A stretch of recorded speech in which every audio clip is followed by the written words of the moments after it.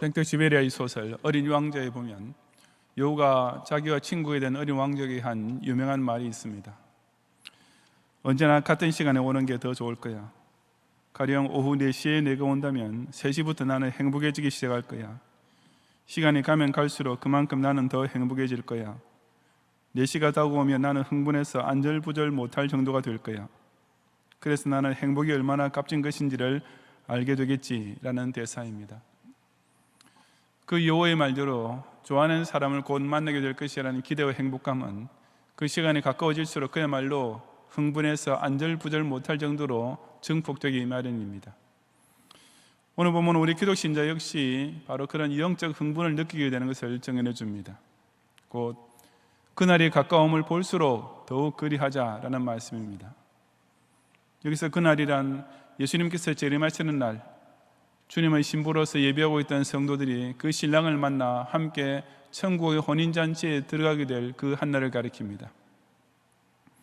예수님의 부활은 기독신자의 과거에 벌어진 최고의 하이라이트였으며, 예수님의 재림은 이제 기독신자의 미래에 벌어질 실로 기쁘고도 영광스러운 대단원의 막이 됩니다.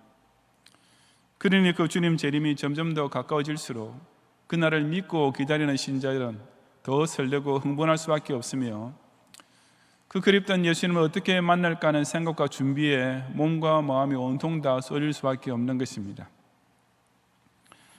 그렇다면 주님께서 다시 오실 그 한날을 그처럼 간절히 사모하고 있는 신자들은 그날이 점점 더 가까워짐을 볼수록 무엇을 더욱 그리하게 되는 것이겠습니까? 오늘 본문은 그 준비들이 3가지로 나타나게 된다고 말씀해 줍니다. 그 첫째는 23절에서 또 약속하신 이는 믿으시니 우리가 믿는 도리의 소망을 움직이지 말며 굳게 잡고 라고 말씀하는 대로 바른 진리에 기초한 참된 신앙을 지키는 것입니다. 특히 소망을 움직이지 말며 굳게 잡고 라는 말씀은 기독인들의 신앙이라는 것은 궁극적인 목표, 즉 천당 소망을 반드시 포함하고 있는 신앙이어야 함을 강조합니다. 이 천당에 대해서 확신이 없고 움직이거나 흔들리면 그 믿는 도리란 것은 실상 아무 의미 없는 헛수고가 될 뿐인 것입니다. 서로 만날 날을 기다리는 사람에게 가장 중요한 것은 무엇이겠습니까? 그것은 곧 상대방을 사랑하는 마음입니다. 만약 연인을 두고서도 다른 사람에게 눈이 가게 되었거나 혹은 친구에 대한 우정에 금이 간 상태가 되었다면 오히려 그 만나기로 약속해 놓은 날은 부담스럽게 짝이 없는 날이 될 수밖에 없습니다. 약속하시니, 즉 우리에게 다시 만날 날을 약속하신 예수님은 믿으신, 즉 우리에 대한 사랑을 그날까지 변함없이 신실하게 지켜주실 것이 분명합니다. 그러니 우리 편에서도 똑같이 그 예수님을 향하여 변하지 않는 사랑과 지조와 절기를 지켜야 하는데 그것이 곧 신앙입니다. 이 세상에서 영으로만 사랑하고 사모해왔던 그 예수님을 이제 드디어 얼굴과 얼굴을 대하여 친히 뵙게 되는 기쁨과 감격과 행복을 누리기 위해서는 그날이 올 때까지, 그날이 가까워지면 가까워질수록 더욱 이 예수님을 내 구주로 믿는 믿음에서 조금 더 흔들지 말고 그 주님 만나 영생하게 될 소망을 더더욱 설레는 마음으로 굳게 붙잡아야 하는 것입니다. 재림하실 예수님을 기다리는 성도의 두 번째 준비는 24절에 있는 대로 서로 돌아보아 사랑과 선행을 격려하며 라는 사실입니다. 이것은 곧 신행일치의 행동을 가리킵니다. 천당 소망을 붙들고 믿는 도리를 굳게 잡고 있는 신자라서 이 세상에 남아있는 삶에 대하여 무책임하거나 무절제하게 되어서는 안 됩니다. 이제부터는 내가 어떻게 살아도 어차피 천당 가게 된다니까 아무 상관없겠지라는 계산은 진짜 신앙인의 마음속에서는 절대로 일어날 수 없는 것입니다. 하지만 서로 사랑하는 것이나 선을 행하는 것은 역시 게을러질 수 있는 위험이 항상 도사리고 있는 종목이기도 합니다. 바로 그런 까닭에 신자끼리 서로 돌아보면서 피차 격려하는 것이 꼭 필요하게 됩니다. 사람은 혼자 선행을 하려고 애쓰는 것보다는 서로 마음을 모으고 힘을 합하며 생활할 때 훨씬 더 효과적이고 또한 신이 나서 할 수 있기 때문입니다. 이런 신행일체의 선행은 바로 사랑하는 사람을 만나기 위한 몸단장의 준비와 같습니다. 언젠가 텔레비전의 어떤 다큐멘터리에서 난쟁이 부부가 나왔는데 그 아내의 얼굴은 원래의 본인 나이보다 훨씬 더 들어 보이고 그의 기형적이라 할 만했습니다. 그런데 그 아내가 자기 남편이 돌아올 때가 되자 화장을 하기 시작하는 것이었습니다.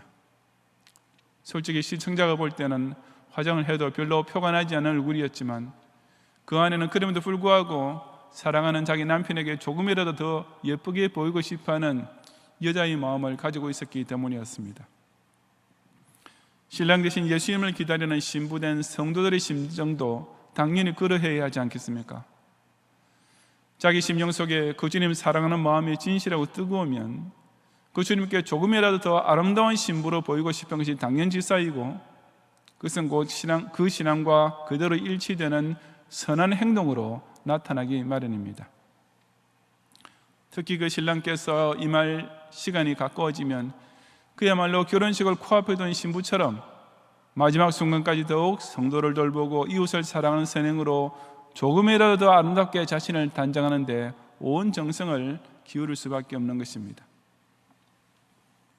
임박한 주님을 예비하는 마지막 준비는 25절 말씀, 곧 모이기를 피하는 어떤 사람들이 습관과 같이 하지 말고 오직 권하여 그날이 가까움을 볼수록 더욱 그리하자라는 것입니다. 이것은 두말할 필요 없이 곧 교회 중심의 신앙생활을 가리킵니다. 교회 모이는 시간들을 폐하는, 즉 가능하면 한 번이라도 줄이려는 본성은 바로 교인들의 마음에 항상 찾아오는 대표적인 시험인 동시에 전 교회사를 통틀어 계속적으로 벌어지고 있는 현상이기도 합니다. 분명히 초대교회 시절보다는 오늘날 현대교회가 교회에 모이는 열심과 시간이 있어서 평균적으로 볼 때 점점 더 뒤떨어지고 있는 것이 사실이며 또한 대다수의 현대교인들에게 흔히 나타나는 아주 나쁜 습관입니다.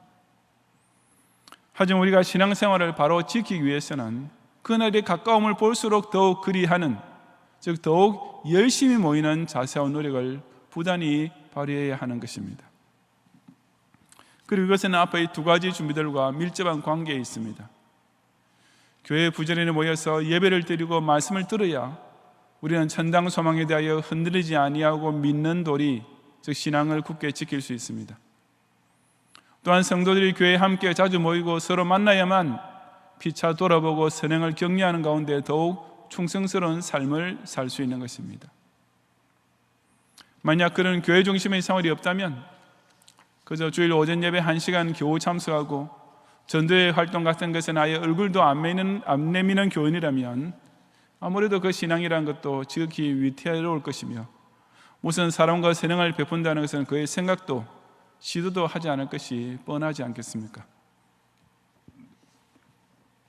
연인을 만나려는 사람은 반드시 그 약속한 데이트 장소에서 기다려야 하고 결혼식을 올리려 하는 신부는 그 시간에 다른 곳이 아니라 반드시 예식장에 있어야만 합니다. 마찬가지로 우리 기독 신자에 있어서 재림하실 예수님을 만나기 위한 약속 장소는 오직 교회입니다. 물론 이것은 장소적인 예배당이 아니라 영적으로 한 몸을 이루고 있는 신앙 공동체를 가리킵니다. 저 예수 그리스도의 보혈의 한 피를 받아 한 몸이 된 성도는 자연히 그 주님 몸된 가시적인 교회에 부지런히 모이기를 힘쓰게 될 수밖에 없습니다. 우리가 엉뚱한 곳에 있지 않고 오직 교회 중심으로 신앙생활의 등불을 켜고 기다리고 있으면 신랑이 드디어 온다고 졸며 방심하다가 정작 혼인잔치에서는 쫓겨나는 미련한 다시처녀처럼 되지 않고 슬기 있는 다시처녀처럼 비록 예수님께서 한밤중에 도적까지 마실지라도 조금도 당황할 필요 없이 그 신랑께서 초청해 주시는 혼인잔치에 함께 기쁨으로 들어갈 수 있는 것입니다. 성도 여러분, 이처럼 예수님의 임박한 재림은 저와 여러분으로 하여금 신앙과 행위와 교회 중심의 생활에 대하여 스스로를 부단히 주마가편하게 하는 동시에 더 큰 힘을 내게 해줍니다. 그래서 마치 제대할 날짜를 몇 주일 남기지 않은 군인과 같습니다. 비록 군도 생활의 일과와 근무와 훈련들이 고되기는 여전히 매 한 가지이지만 소위 말년병장들에게는 그것을 참고 인내내는 것이 그리 어렵지 않을 것입니다. 결승점이 이제 눈앞에 보이는 곳까지 달려온 마라톤 선수도 마찬가지입니다. 그 기나긴 42.5km를 달려오는 도중에는 포기하는 선수들도 꽤 있겠지만 이제 금메달을 목에 걸게 될 순간을 불과 몇백 미터 남겨놓은 선수라면 그 마지막 테이프를 끊게 되는까지는 정말이지 죽어도 멈추지 않고 계속 달릴 것이 틀림없으며, 게다가 그 마지막 구간은 더 이상 어떤 피곤이나 통증도 느낄 수 없는 가운데 이미 감격과 희열만 충만하여 최고의 스포트를 내지 않겠습니까? 주님께서 다시 오시는 그날이 가까움을 보는 성도는 더욱 그러합니다. 이제 조금만 더 인내하면 이 금세의 수고와 고통을 다 끝내게 될 것이며, 이제 몇 걸음만 더 달려가면 주님께서 오직 그날이 이럴 것을 사모하는 모든 신앙의 경주자들에게 씌우실 영광의 멸류관을 받게 될 것이니 더 힘을 내어 달려갈 길을 완전히 마치려 하게 되는 것입니다. 예수님의 부활을 믿는 성도라면 반드시 기다리게 되어 있는 그 주님 재림의 날이 하루가 다르게 가까워지고 있다는 사실에 대하여 영적 설렘과 흥분을 느끼면서 더욱 믿는 도리의 신앙 지조를 굳게 지키고 서로 돌아보는 사랑과 선행으로 자신을 단정하며 오직 교회 중심으로 모이기를 힘쓰는 가운데 예비하며 신랑을 기다리는 신부가 됨으로써 우리 다 함께 공중에서 주를 영접하고 저 천국 혼인잔치 자리에 꼭 함께 참여하는 경향의 성도들이 되시기를 주님의 이름으로 축원합니다.